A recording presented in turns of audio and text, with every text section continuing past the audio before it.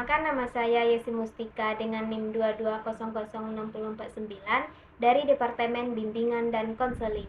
Di sini saya akan menjelaskan materi tentang pedoman wawancara, yang mana terbagi atas 6. Yang pertama, pengertian wawancara. Yang kedua, tujuan dan kegunaannya.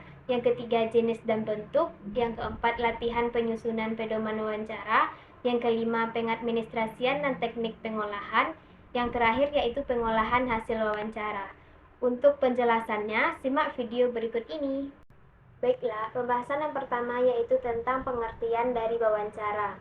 Wawancara menurut Kunjara-Ningrat yaitu sebagai cara yang digunakan untuk tugas tertentu, mencoba untuk mendapatkan informasi dan secara lisan dari pembentukan responden untuk berkomunikasi secara tatap muka.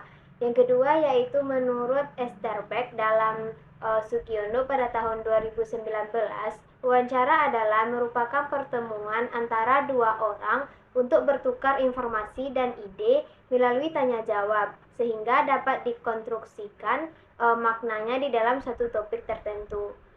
Menurut para ahli yang dua tadi, dapat disimpulkan, jadi wawancara itu merupakan percakapan antara dua orang atau lebih dan berlangsung antara narasumber dan pewawancara. Yang kedua yaitu tujuan dan kegunaan dari wawancara. Sebelum melakukan wawancara secara mendalam, perlu dibuatkan pedoman wawancara. Hal ini bertujuan untuk mempermudah pewawancara dalam menggali pertanyaan serta menghindari agar pertanyaan tersebut tidak keluar dari tujuan penelitian. Tujuan dari wawancara ini yaitu untuk mendapatkan berbagai informasi yang tepat dari narasumber yang terpercaya.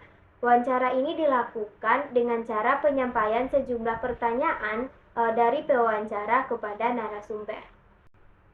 Berikut adalah beberapa kegunaan dari wawancara. Yang pertama yaitu memperoleh informasi. Memperoleh informasi yaitu wawancara dapat membantu memperoleh informasi yang lebih mendalam dan kaya mengenai satu topik atau subjek yang mungkin sulit didapatkan dari sumber lain. Yang kedua yaitu menilai kemampuan. Maksudnya di sini, wawancara juga dapat digunakan untuk menilai kemampuan, keahlian, atau pengalaman seseorang dalam satu bidang atau posisi kerja tertentu. Yang ketiga yaitu memahami perspektif. Memahami perspektif, wawancara dapat membantu memahami perspektif seseorang mengenai suatu topik atau masalah tertentu yang mungkin berbeda dengan pandangan orang lain. Yang keempat yaitu membangun hubungan. Wawancara dapat membantu membangun hubungan dengan orang yang diwawancarai, yang dapat berguna untuk keperluan bisnis ataupun akademik. Yang kelima yaitu mengidentifikasi masalah. Mengidentifikasi masalah yaitu wawancara dapat membantu mengidentifikasi masalah atau tantangan yang dihadapi seseorang dalam satu situasi atau lingkungan tertentu, yang dapat digunakan untuk merumuskan solusi atau rekomendasi yang tepat.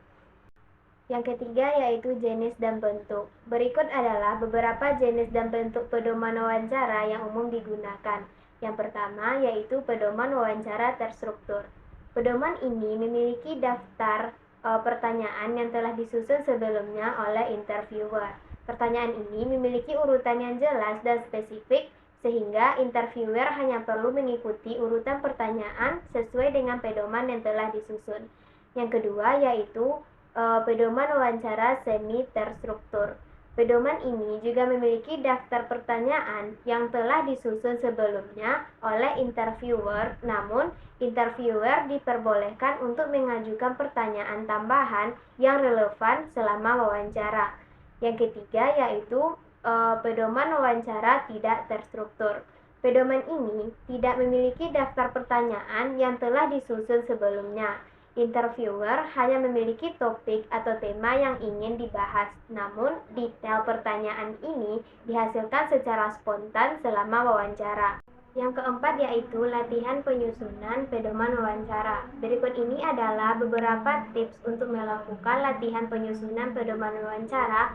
Yang pertama yaitu tentukan tujuan wawancara tersebut. Sebelum membuat pedoman wawancara, tentukan terlebih dahulu tujuan wawancara yang ingin dicapai. Tujuan wawancara yang jelas akan membantu untuk menyusun pertanyaan yang tepat dan relevan. Yang kedua yaitu identifikasi peserta wawancara. Identifikasi siapa yang akan diwawancarai dan pertimbangkan latar belakang, pengalaman, dan pengetahuan mereka. Hal ini akan membantu menyesuaikan pertanyaan tersebut dan menghindari pertanyaan yang mungkin terlalu umum ataupun terlalu spesifik. Yang ketiga yaitu buat daftar pertanyaan. Maksudnya, buat daftar pertanyaan yang relevan dengan tujuan wawancara dan profil peserta wawancara. Pastikan pertanyaan yang diajukan terbuka dan memungkinkan peserta wawancara untuk memberikan jawaban yang lebih mendalam. Jawaban yang lebih mendalam tersebut akan lebih bisa dimengerti oleh wawancara. Yang kedua, susun daftar pertanyaan dalam urutan yang logis dan alami. Mulailah dengan pertanyaan yang ringan, mudah untuk membangun rasa percaya diri peserta wawancara, dan lanjutkan dengan pertanyaan yang lebih sulit dan mendalam. Yang terakhir yaitu uji cobakan pedoman wawancara. Setelah menyusun pedoman wawancara, uji cobakan dengan orang lain untuk melihat apakah pertanyaan yang diajukan relevan dan apakah urutannya tersebut logis. Hal ini dapat membantu untuk memperbaiki pedoman wawancara dan memastikan bahwa wawancara tersebut berjalan dengan lancar dan efektif. Yang kelima yaitu pengadministrasian dan teknik pengolahan. Berikut adalah beberapa hal yang perlu diperhatikan dalam pengadministrasian dan teknik pengolahan wawancara. Yang pertama yaitu pengadministrasian wawancara. Bagian pertamanya yaitu perencanaan, merencanakan wawancara dengan baik, menentukan tujuan, ruang lingkup, dan jadwal wawancara tersebut.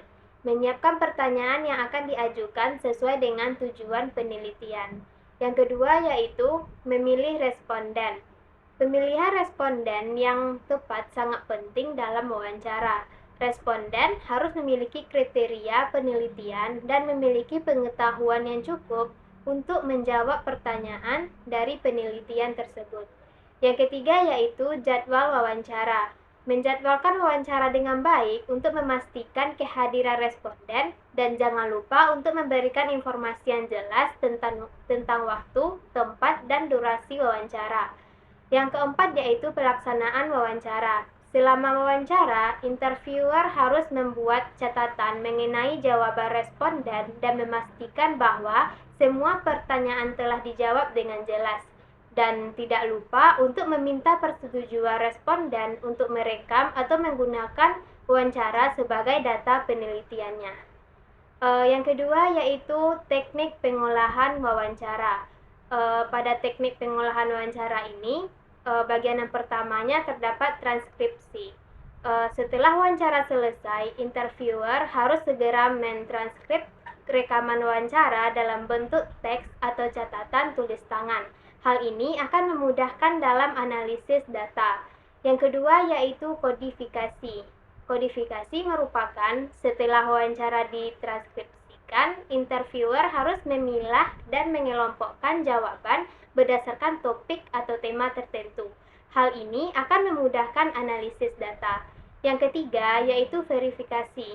Setelah data diolah, sebaiknya dilakukan verifikasi data. Verifikasi data ini dilakukan untuk memastikan bahwa data yang diolah benar-benar sesuai dengan data yang tercatat di dalam rekaman wawancara. Yang keempat ada analisis. Analisis ini yaitu setelah data divalidasi, tahap selanjutnya yaitu menganalisis data tersebut. Data yang telah dikumpulkan dapat dianalisis dengan menggunakan berbagai teknik analisis seperti analisis isi, analisis kualitatif, dan analisis kuantitatif. Yang keenam yaitu pengolahan hasil wawancara. Setelah melakukan wawancara dan mendapatkan data dari responden, langkah selanjutnya yaitu mengolah data agar dapat digunakan sebagai informasi yang berguna. Berikut adalah beberapa langkah yang dapat dilakukan dalam pengolahan hasil wawancara. Yang pertama yaitu transkripsi data. Langkah pertama, menuliskan hasil wawancara secara lengkap dan teliti. Hal ini bertujuan agar tidak terjadi kesalahan dalam menginterpretasikan data. Transkripsi dapat dilakukan dengan mengetik ulang hasil wawancara atau merekam wawancara dan kemudian menuliskan skema kata-kata yang diucapkan oleh responden tersebut. Yang kedua yaitu kategorisasi data. Setelah data berhasil ditranskripsi, langkah selanjutnya yaitu mengkategorikan data menjadi beberapa kelompok. Misalnya, jika melakukan wawancara tentang kebiasaan belanja konsumen, maka dapat dikategorikan menjadi kebiasaan belanja online, belanja toko fisik, dan lain-lainnya. Yang ketiga yaitu analisis data.